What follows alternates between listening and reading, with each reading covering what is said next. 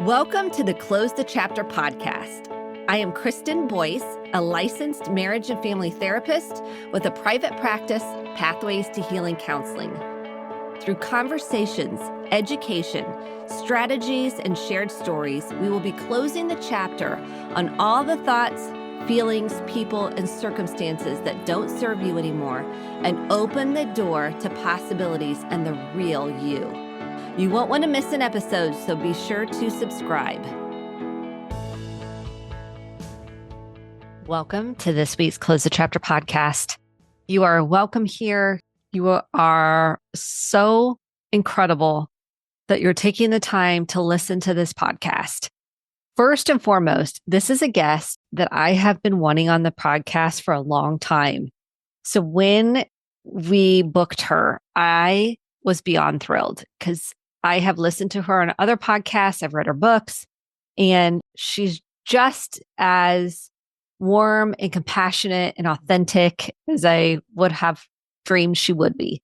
She and I just had such a lovely conversation, and I'm going to listen to it multiple times. I normally don't listen to the podcast back. This one I definitely am going to listen to again because she's so wise and shared so much about understanding your nervous system.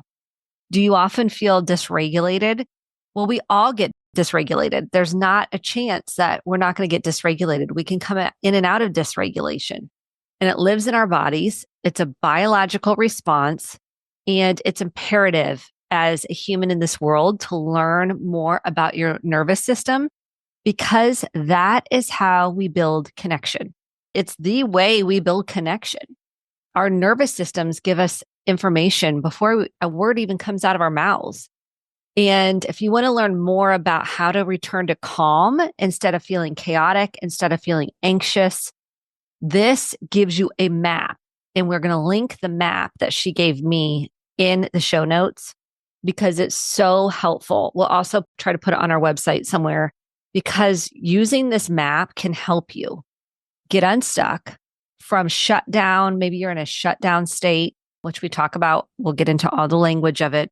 Maybe you're in a dysregulated kind of up state and sympathetic nervous system state versus a dorsal vagal shutdown. We're going to talk about that and how to move through it, how to identify it. This is an episode for every single person. Share it. Listen to it. If you're a parent, this is for you. A grandparent, if you are a human on the planet, please listen to this podcast. Take notes, get a notebook out, listen to it as many times as you need. Let me introduce you to my brilliant guest, Deb Dana, as a clinician, consultant, and author. She is well known for translating polyvagal theory, which she's going to talk about in common language, into a language and application that is both clear and accessible, and for her significant contribution pioneering rhythm of regulation methodology and practices, which open up the power of polyvagal theory for professionals and curious people from diverse backgrounds and all walks of life.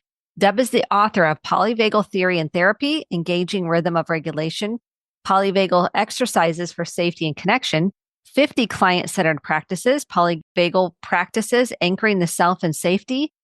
She has so many. She has so many books that are helpful. I really like the one on resilience that she's written. It's so good in terms of parenting. So I have guests that I get off of the interview and I go tell my husband, I loved this guest. And it's one of those gems and a gift that you get. And she's one of them. I just super enjoyed her. She's very authentic and grounded and real and helpful. And I hope you find her just as delightful as I did. And go grab her books if they speak to you. So without further ado, here is my wonderful conversation with Deb Dana. And be sure to grab your guide. I forgot to say that. Your healing guide that supplements all this work at Kristen, Kristen, Boyce, BOICE.com/free resources. And enjoy this beautiful conversation with Deb Dana. Welcome to this week's Close the Chapter podcast. I am incredibly grateful for my guest today. She is a pioneer, I would say, in the therapy world in general. And the clients that have really utilized polyvagal theory has transformed their life. So I am so excited to have Deb Dana join us today. Welcome, Deb, to the Close the Chapter podcast.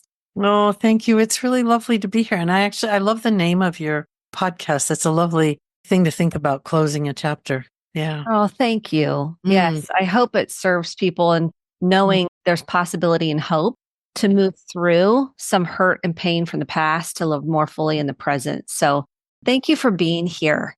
So I thought we'd jump in. Let's just start with, how did you even get started with polyvagal theory? And what is it exactly for those that don't know anything about it?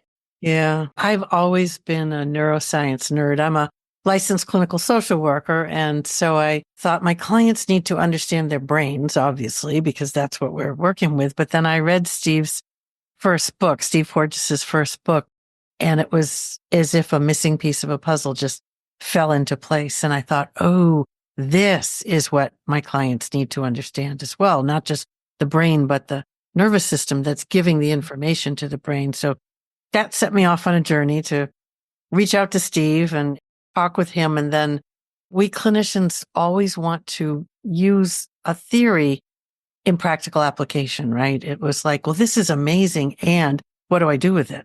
Yes. Because I wanted my clients to be able to get to know their nervous systems. And so I began creating ways, worksheets, maps, practices, exercises, and probably drove my colleagues crazy. I was in a small group practice and they became my test pilots. And so I would come in and say, can you try this, try this? And that's how it all sort of organically came to be. And I will say, I think our clients are just really so wonderful at exploring with us, aren't they? They're curious. They want to change. And my clients, at least, were always game to say, well, let's try it and see. Let's get to know, how is this going to shift the story that I'm stuck in? Because we do get stuck in our stories, and our stories, again, are our brain making sense of what our body is doing. And so it was lovely to sort of go beneath the story and listen to the nervous system and get that experience first. So yeah, my colleagues, my clients, Steve, it's been a really lovely journey of discovering. And I think, as we all will know, when we get to know the nervous system, it's really about our nervous system first. When I teach workshops, clinicians come and they think they're coming to learn how to work with their clients. They're really come to learn about their own nervous system, because that's where it begins. So as we play today, we'll play with some ways to sort of be with the nervous system differently, because that's what helps us have a different story about the world that we are living in. We move through the world differently, which I guess is why I like your Close the Chapter title. When the nervous system shows us, and Steve's brilliant work has really showed us, that reshaping your nervous system is possible. We can move from where we are stuck to a more flexible way of moving through our days. And I think that's the hopefulness of polyvagal theory. It brings that hope that's rooted in science. And so for me, I love both. I love science and I love the art of exploring and therapy. So polyvagal theory brings that together really beautifully. Yes. Who would have dreamed? Did you even have a dream No. that this would even be where No. you, all these books later, No. here you are? Isn't Right, it? no. Yes. I mean, Yeah, it's really yeah. amazing.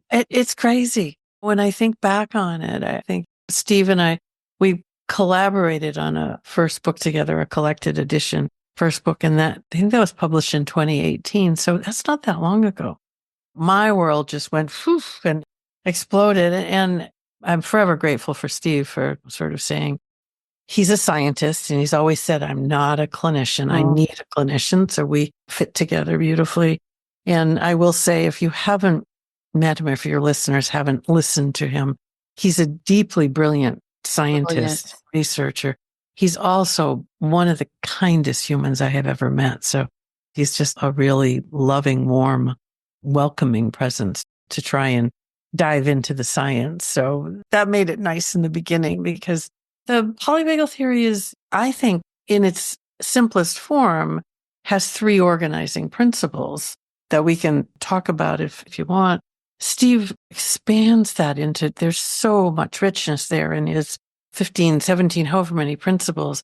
For me and for our work with clients, our work just being a curious human, I think three principles are really essential to understand neuroception, hierarchy, co-regulation. So I sort of took those three and said, how do we bring those to life in daily living and then with our clients? Because that's really what you need to understand your nervous system. Befriend your nervous system is what I call it. Can we befriend our nervous systems? And we can through understanding the basic ways it works. So you want to talk about the three? Let's talk about it. And then Okay. for those listening, Steve and Porges, where I'm in Indiana. So Indiana Nice. University. Yeah. So all Yep. you IU fans out there, that's really where he kind of started generating these ideas. Yeah. Which is And really still has a lab working there. So he's a creative human. And so I think we'll keep creating things forever. It's really fun to kind of see where his brain takes him and what he's making next. So yes.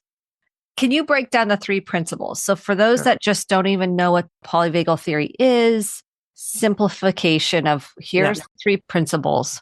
And polyvagal theory simply is a theory that tells us how our nervous system works. And our nervous system is sort of where everything begins in our everyday experience. So it's the place where all of your lived experience begins. So good thing to understand. So if we start with neuroception, and that's a word that Steve created to really represent how the nervous system takes in information.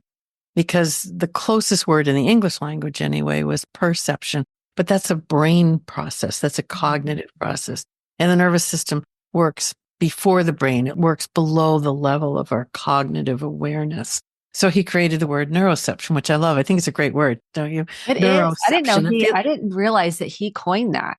Because in the PT world also, it's pretty big. I mean, he's really transcended not only psychotherapy, but occupational therapy, physical therapy. Yeah. And so neuroception is this huge concept that is working every second of our day. It's how the nervous system takes in information and decides, is it safe or not safe to do whatever it is we're thinking about doing? And it uses three pathways. It uses an inside pathway, an outside pathway, and a between. So the inside pathway means your nervous system is listening to what's happening inside your body, second to second to second, and then making an assessment. Does this feel good or not good, safe or unsafe? So if you have a headache, cue a danger. If you feel sort of a sense of warmth around your heart area, cue of safety. So we're getting these cues of danger and safety from that inside pathway in a stream all the time. Then there's an outside pathway, which is the environmental pathway. So the nervous system is checking the environment to say, does this feel okay or not? And there may be a sound that's unfamiliar. Ooh, might be cue of danger.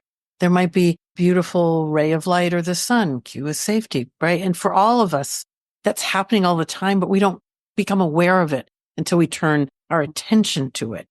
The third pathway, the between pathway, I love this pathway. It's like your nervous system and mine are having a conversation right now. Our brains are as well, but our nervous systems are getting to know each other. And we're saying safe or unsafe. Is there a cue of safety or cue of danger? You're nodding your head. That's a cue of safety. You got to smile. It's a cue of safety. You get these things just implicitly all the time. And those three pathways will come together. I think about the safety danger equation. They'll come together and the cues of danger or the cues of safety will outweigh one of another. So if the cues of safety outweigh the cues of danger, we're feeling good enough, safe enough to connect and engage and do what we need to do. But if the cues of danger outweigh the cues of safety, we're going to end up in a survival response. And so it's fascinating when you begin to bring attention to those cues, you can then begin to see, oh, so this particular, a lot of people talk about an environment that's cluttered as a cue of danger. When you bring awareness to it, instead of just being sort of cranky or on edge, you go, oh, that's what it is. And once you identify a cue of danger, you can do something with it. If you don't identify it, it just sort of sits there and disrupts your sense of well-being. But when you identify it, then you can say, oh, what do I want to do with it? And then the cues of safety, when we find a cue of safety, we can really deepen into it. We can hold on to it. Like you have a beautiful picture in back of you. That's a cue of safety for my system. I really like that. Oh. So if I was your client and we were working online, I would be using that as feeling, oh, I'm here. I'm safe. I can now settle in and do the work. So the cues of danger we need to reduce or resolve, we need to do something with, but the cues of safety we want to really reach for and deepen into. That's the beauty of the nervous system. It's a system that needs both. It needs both reduce cues of danger and actively experience cues of safety. And I think sometimes we forget that. We forget that in our clinical work, and we forget that as humans, that it's not just about the danger. It's also about leaning into the safety. So that I think is important to recognize. So when the cues of danger outweigh the cues of safety, then the hierarchy, the second principle, comes into play. The hierarchy simply says there are three states. There's a state of safety and connection. We call that ventral. There's a state of fight and flight. That's sympathetic. And there's a state of collapse disconnect, and we call that dorsal. And the hierarchy means we travel through those states in a predictable order, which again makes it really lovely, both for therapy and for knowing where I am as a human as I move through my day. So we all, I think, long to be in regulation and safety connection. I think biologically our nervous system longs to be there. And I believe it inherently knows how to get us there, which is a lovely thing to remember when we're stuck in suffering or stuck in survival. I'll often say, my nervous system knows the way. That's one of my mantras. My nervous system knows the way. And I can trust if I can just find a beginning opening, it's going to help me get the rest of the way there. So the top of the hierarchy, that place that we're longing to be, ventral is a place where we really feel okay enough, safe enough, connected enough. It's not a pure bliss place. It's not a place where everything is wonderful and okay, but it's a place where the cues of safety outweigh the cues of danger. And I have enough of a sense of okayness, of hope, of possibility that I can engage with the world from that place of regulation. When the cues of danger begin to outweigh the cues of safety, when I start to feel uneasy, I'm going to move down the hierarchy into that fight and flight place. And most of us know that. That's your sympathetic nervous system. And it's flooding you with cortisol and adrenaline. It's that place where you're hypervigilant. You can't sit still. You can't focus. There's a flood of chaotic energy in your system. A survival response that your nervous system takes you to when it thinks you are in need of a rescue. And again, remember, it's that your nervous system has made that decision. It's not your brain, right? You don't get to decide. Your nervous system decides that for you. So as irrational or crazy as the response might seem, we want to remember your nervous system is simply taking you to that place because it thinks you're in danger. The nervous system doesn't assign motivation. It doesn't assign moral meaning. It doesn't do any of those things. It simply takes an action to protect you.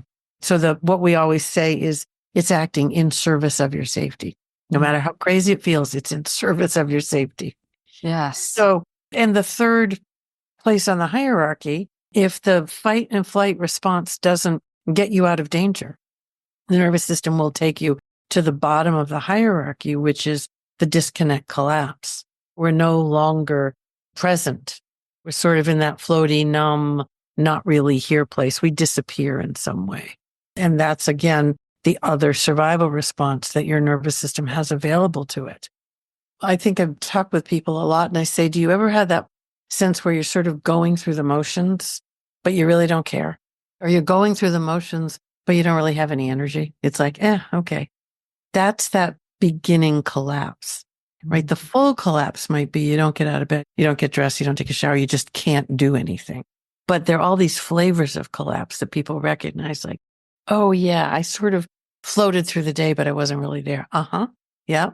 Or I sort of got somewhere and I don't know what happened. And then it was, that's sort of that disconnect collapse flavor of dorsal. So that's your nervous system. It has these three options available and it's going to choose an option based on neuroception. So neuroception takes you somewhere on the hierarchy. So they're intricately connected, which is lovely, huh?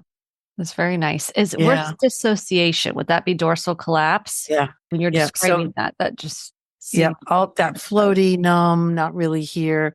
And, if you're a kid who grew up in a dangerous world, you probably got really good at dissociation because dorsal was an available resource.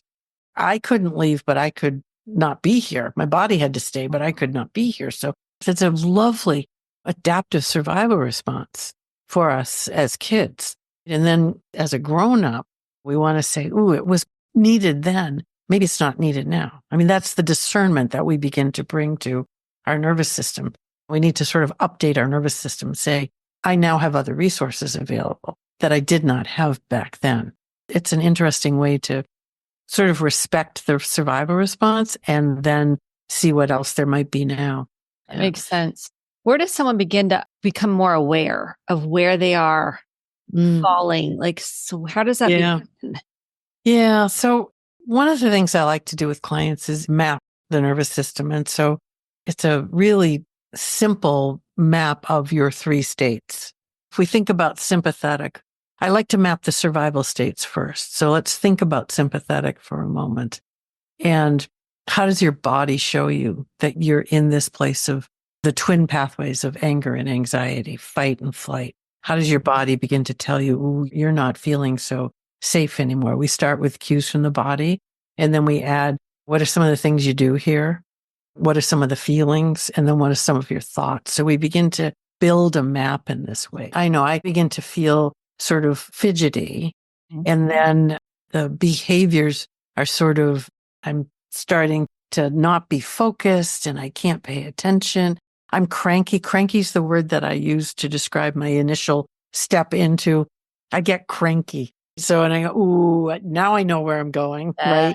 I get irritable. I call mine there irritable. You go, irritable. Yep.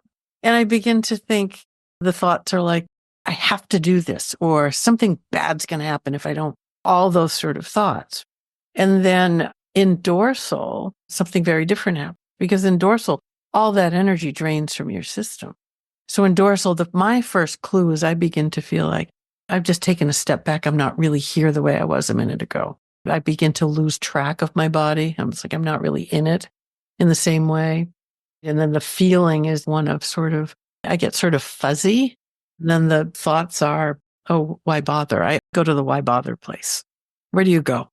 I'm just more exhausted. I think that's mine. Yeah. I can feel the exhaustion.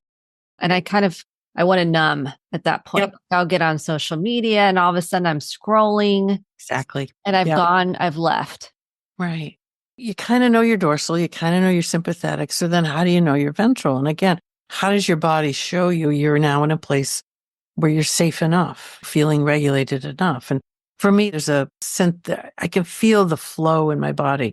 It feels easy to move, I think would be the way I put it. And then the behaviors are, again, it's just sort of I'm moving through my day and it seems pretty easy. I go from one thing to the next. And when I encounter a problem, it's okay. And that's the thought. It's like you're in flow. I'm in flow. Yeah. The thought really for me is, it's okay. Whatever. It'll be okay. That's my thought. Yeah. Which is a lovely thought. Yes.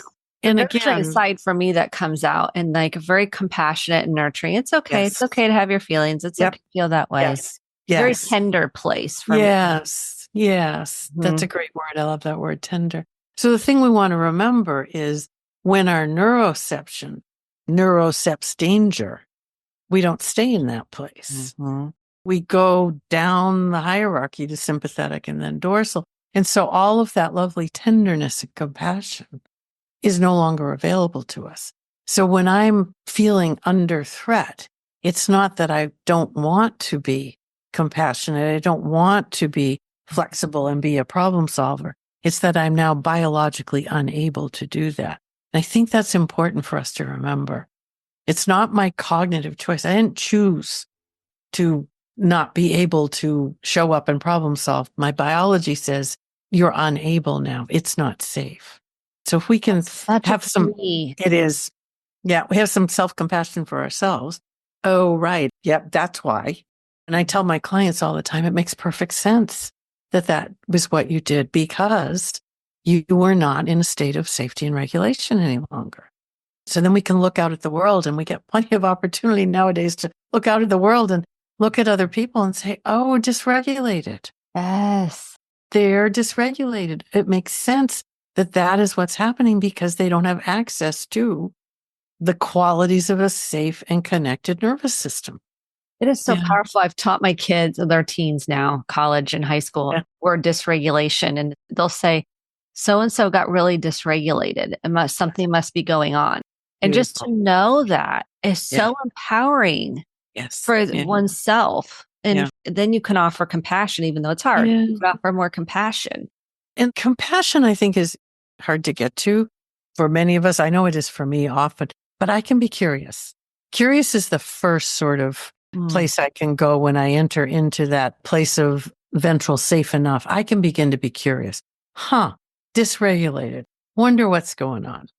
I Maybe like can't that. say, oh, dysregulated, let me help. No, but I can say, curious, wonder what it is, right? And that then can begin to bring that connection. So, yeah. I want people to take that. If you're listening, just kind of take that with you. Just take a moment, kind of take that in, go, curious. I wonder what that is. Just even Right. if you have that something to return to, let that kind of be an anchor point. I love that. So for me, it's curiosity, and then we can reach for compassion. And then the last thing is self-compassion. That's Yes. sort of the route that I take. So if I can do curious, I'm thinking I'm good at the moment. So the third organizing principle, just which sort of we were talking about there, is co-regulation. And co-regulation is simply our nervous systems can have that reciprocity, can do the back and forth sharing of the safety and connection. And if you're dysregulated, I can offer my regulation. Your system can receive it, and then we can enter into that place of connection and regulation and be curious and see what do we need to do. So that is a beautiful thing. And again, it's a biological co-regulation. And sometimes I don't need to say anything. My nervous system can say it for me. My nervous system can send you cues of safety and welcome without me ever saying anything because I'm anchored in that place of regulation of ventral, top of the hierarchy. And so I'm sending you a message through my eyes, through my face, through my head movements, through my emotions, without ever having to say anything. And I think there's great power in that, which also I like us to remember, because if you are regulated, you are sending a message of welcome without doing anything, which I think is powerful. And it goes out to every other human that you come in contact with. Of course, the alternative is true too. We want to remember that if I am dysregulated, I am sending a warning to every nervous system around me that I'm a bit dangerous.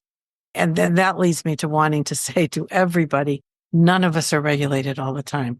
There is not a human who is regulated all the time, nor should we expect to be. It's normal and expected to become dysregulated in small ways every day, all the time. If you think to where you started your day, it's a little after noon for me. And I was up really early, and I can think of several times already today when I felt that dip into a little bit of frustration, that dip into some anxiety, and a dip into it's hopeless, and then came back to regulation. That's the key. We don't suffer when we dysregulate. We suffer when we get stuck there. So we want to remember that dysregulation is not a bad thing. It's when you move into anxiety or anger or disconnect, collapse, and get stuck there and can't come back to regulation. Then we suffer both physically and psychologically, because your nervous system manages both your physical well-being and your emotional well-being. That's a key. So it manages your physical and emotional well-being. There's a connection there. Yes. So for all of us who suffer with some of the common physical things, people have digestive problems, people suffer with chronic fatigue, people suffer with respiratory distress. All of these things sort of are rooted in a dysregulated nervous system. And so part of what we're trying to do to become more healthy is have a more regulated nervous system. Because as soon as I dysregulate, my digestion goes off. That's true for every human. You need a regulated nervous system to have healthy digestion. So many people have some sort of digestive issue. It's a dysregulated nervous system. So can we become more regulated and then see how the symptoms might reduce? That's so key. So someone says, okay, I really want to work on a regulated nervous system. Where do I start? Even begin to notice become aware and then start regulating my nervous system? The map is really the place to start. And I will send you the map and the mapping directions, and you can put that out there, because that really is the place we need to start. Because once you have your map, then in any given moment, you can do the notice and name practices. Notice, where am I in this moment? Name it and listen just for a moment to what the nervous system is trying to tell you, because it's always trying to tell you something. And symptoms are a nervous system's way of communicating. So if I'm take a moment and I go, where am I in this moment? Ooh, I'm feeling some of that anxious energy. And I turn toward that, I'll get a message. So stop for a moment where you are and just think, where am I in this moment? Might be ventral, might be sympathetic, might be dorsal. And just turn toward that state for a moment. And what is your nervous system trying to tell you? What does it want you to know? And that's all. And it's a quick little listen. We don't want to get pulled into the huge story. We just want to listen. Like I was listening as you were doing it. I thought, oh, my nervous system has a little bit of that sympathetic anxiety. And it's trying to, and so the message I got was, slow down a bit. You're going to get everything you want to get into this conversation. You can slow down a bit. I thought, oh, that's good to know. That's very good to know. Yeah. So what did you hear? I'm loving this conversation. I could feel a little the sympathetic, just the anxiety of, oh, this is exciting, like almost like the excitement anxiety. Yeah. Nice. So I could feel that in my body, and I could feel just your presence. It's you have a presence even when we got on to begin. I could just feel like you have a warmth about you. There, I could feel that. So that was nice. That's neuroception. That's that between pathway, which is so powerful. Yeah. It really is.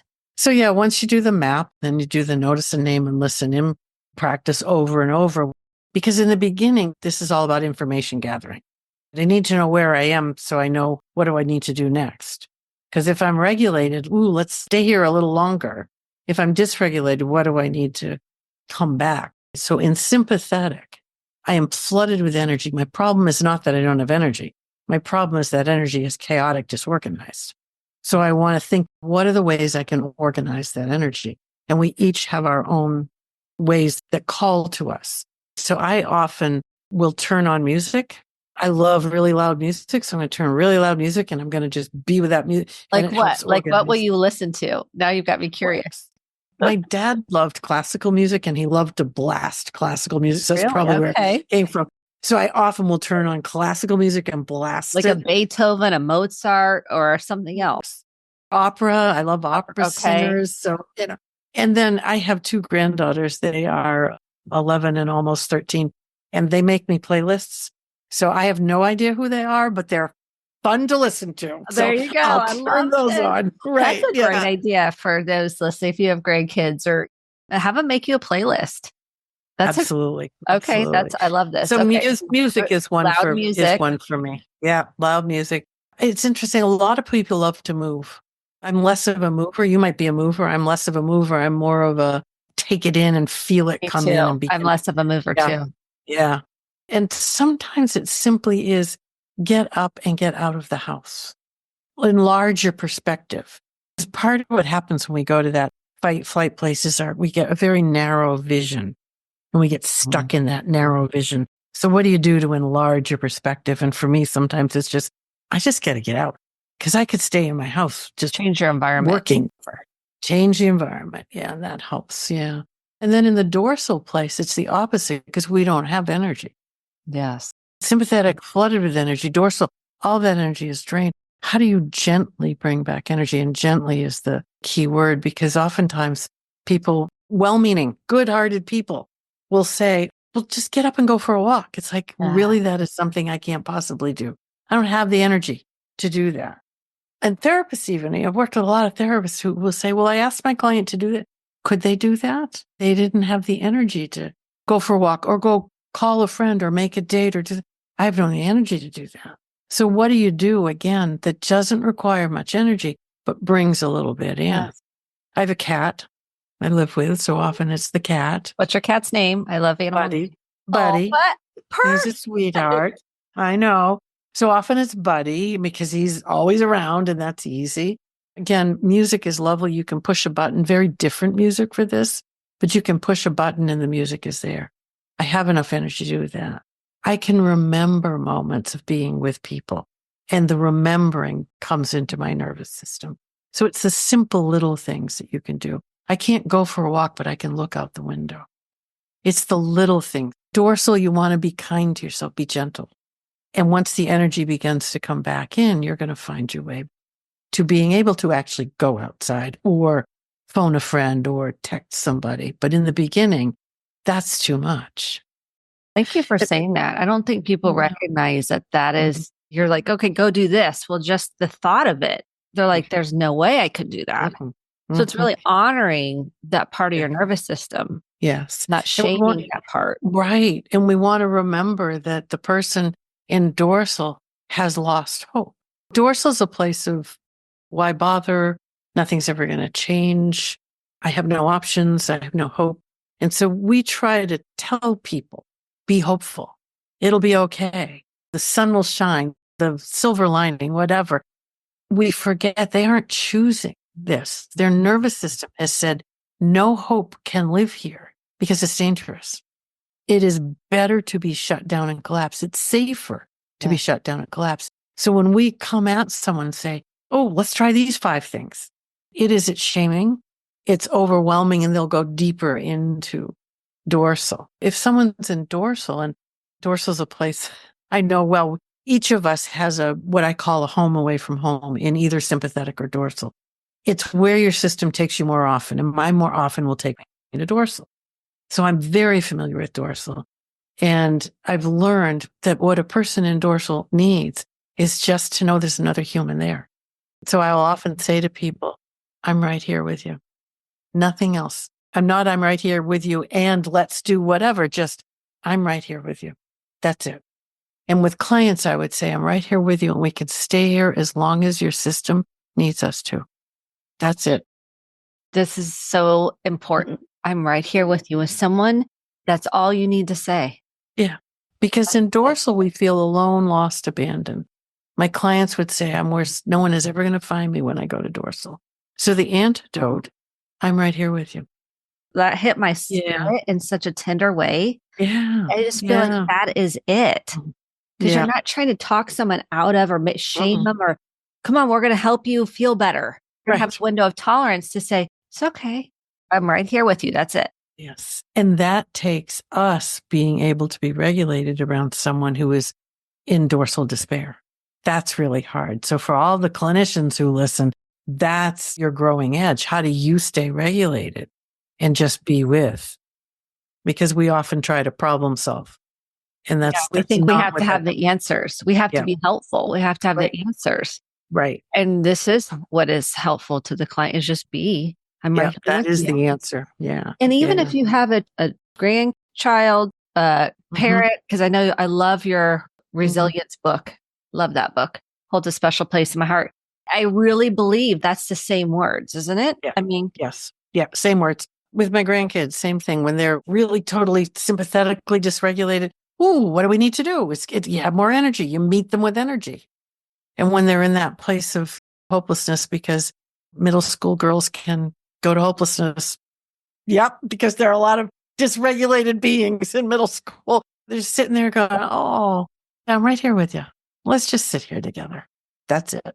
Right. But again, your energy level has to meet the others from a place of regulation. You don't want to go to dorsal. You want to be regulated and then be with someone in dorsal. So you're in ventral. You don't want to you're ventral. You're in ventral.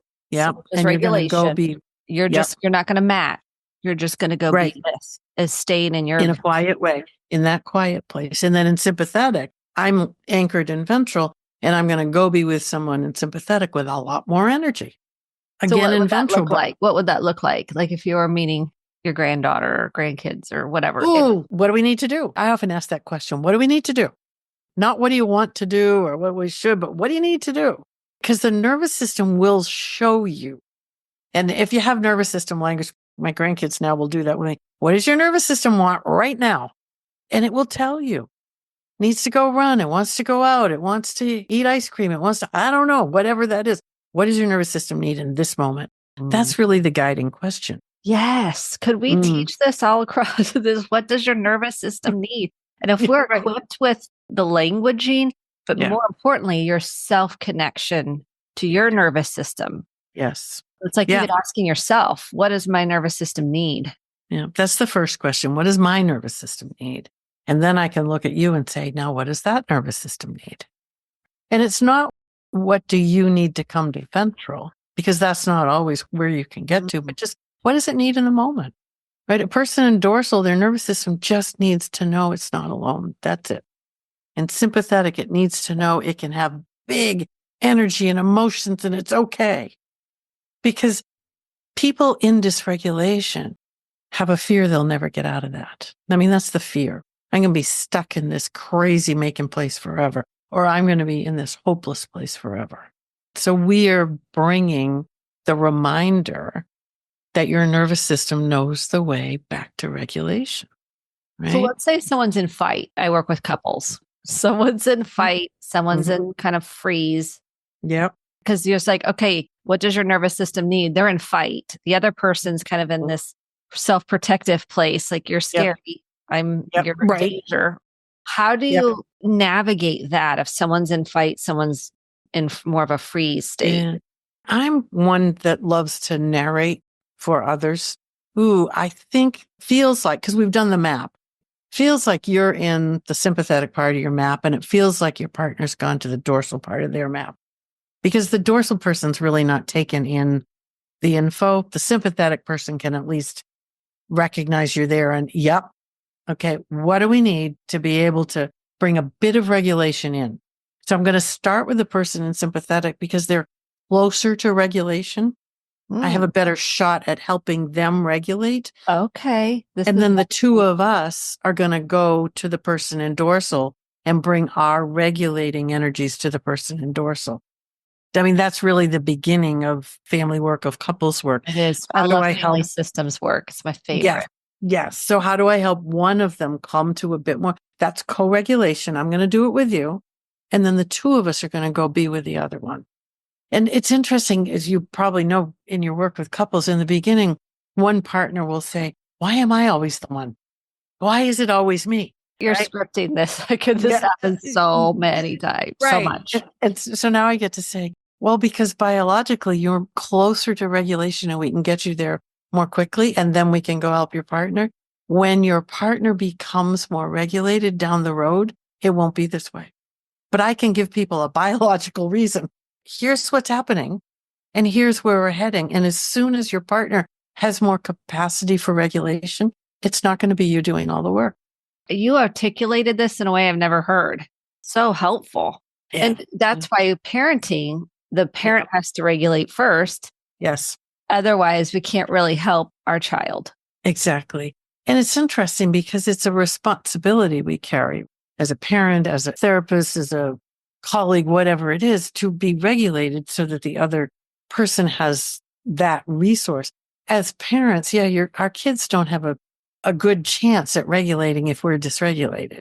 And none of us are regulated all the time. So we need to bring that sense of it's okay to dysregulate. Go do what you need to do to regulate and then come back. It's not the rupture that's the problem. It's when we have a rupture but don't make a repair. Mm-hmm. Right? Yes. And that's what the Edtronics brilliant research tells us, that it's like 30% of the time we're in this place of attunement. And you can have a beautifully, safely attached sense with 30% of the time because the other 70% recognizes the misattunement and comes back and makes a repair. That's the only difference. What I would tell that to the families I work with or the couples, because I would expand that and say, I think it's true for couples too. Can you connect 1 out of 3 times? I think I can do that. That's all you need to do. The other 2 out of 3, you need to recognize there was a disconnection and reconnect. That's it. And that, I think, if we could all learn to notice a rupture and then offer a repair, the world would be a different place, right? It would. And the repair work is so powerful. Yeah. Yeah. So I think you're spot on. That's really helpful. What has been, and I know I didn't prepare you with this question. What has been one of the most, besides Stephen Porges's books, what has been the most powerful books you've read in your life that has spoken to you or helped you maybe open you up in a different way, think in a different way, or had an impact on you? Wow. That's an interesting question. I'm trying to And it doesn't have to, it doesn't. Yeah. I know. I'm just trying to think what might, not in the therapy world in any way, but Gifts from the Sea. Yes, I Was, had that book. yeah. Someone, actually, several people have given me that book over my lifetime. And I love that book. I love the sea anyway. And it's a place that I go to heal and to feel. And it just came up for me again. I'm sort of navigating my way through living alone now. My husband died a little over a year ago. And so there's this interesting grief process that is a different nervous system challenge than other things. And that's why I'm really so keen on having people not try to tell somebody else what to do, because I've spent a fair amount of time in dorsal with a true belief, a sustaining belief that my nervous system needs to be there for some reason and it will bring me back out, which it has. And I needed the people around me to not try and drag me out of it because I wasn't ready. It's fascinating. So when we keep looking and trusting the nervous system, you do it differently. Gifts from the Sea is one I keep going back because isn't that a beautifully written book? Oh, it's so, and I'm like you, I love the sea, my place too. Kind of reconnect. Yes. That's a beautiful one. Yeah. I'm trying to think what else I've read recently. I read research all the time and I read therapy books all the time, and some of them certainly have changed my life, certainly. And yet it's probably the other books that kind of get in and land and move you in some way. I bet that is a powerful, what you've walked through with losing your husband, to watch the nervous system in a totally different way. And I hold all the compassion for that process for you. I just can imagine that has opened up another way to experience it. Yeah, it's been interesting. And I'm kind of percolating with what do I want to do with it? Because it feels like an important experience for me. So we'll see. Wow. And I will say, I'm sure you have people listening. So many people have experienced loss of all sorts of kinds, and so it's sort of creating a new rhythm after loss or creating a new rhythm after some sort of big change. Because our nervous system finds a rhythm and it's a disrupted rhythm that we're sensing as we're trying to come through to the other side of whatever it is and find the new rhythm. And I'm still looking for my new rhythm. It's beginning to create some routines that feel like it brings through, but it's not set yet. Who knows how long it's going to take? I don't know. But for everybody who's listening, who has their own sense of, this rhythm isn't where I want to be or where I'm heading, trust that your nervous system will, again, help you get there. Doesn't mean we don't have to partner with our nervous system. It's not going to do it all on its own. We have to partner with it. We want to learn to listen. We want to hear the cues and say, oh, that did not feel like it was taking me in the right direction. That's your neuroception saying, that didn't feel so good. And don't you love it? For me, I can often get into my head and go, I wonder why, and try and maybe I should overrule that. Maybe that's not true. And maybe because we come with this sense that we're supposed to power through things. Nervous system is not going to. It won't let you. It won't. Grief won't let you, especially. I might tell them, it won't. So powering through is not the answer for the nervous system. It's listening to stretching. We want to stretch. So I need to be trying new things.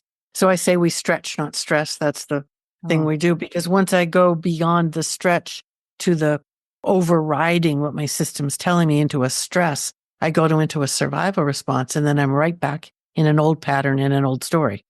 So we know that. And doesn't mean I don't do it. Right. But it means I come out the other way and I went, did that again. What are we going to learn from it this time? So it's messy and it's okay. It can be messy in a way that we listen and learn, and then the mess makes sense in a different way, I think. I agree. Is there anything we didn't cover that you feel like was important?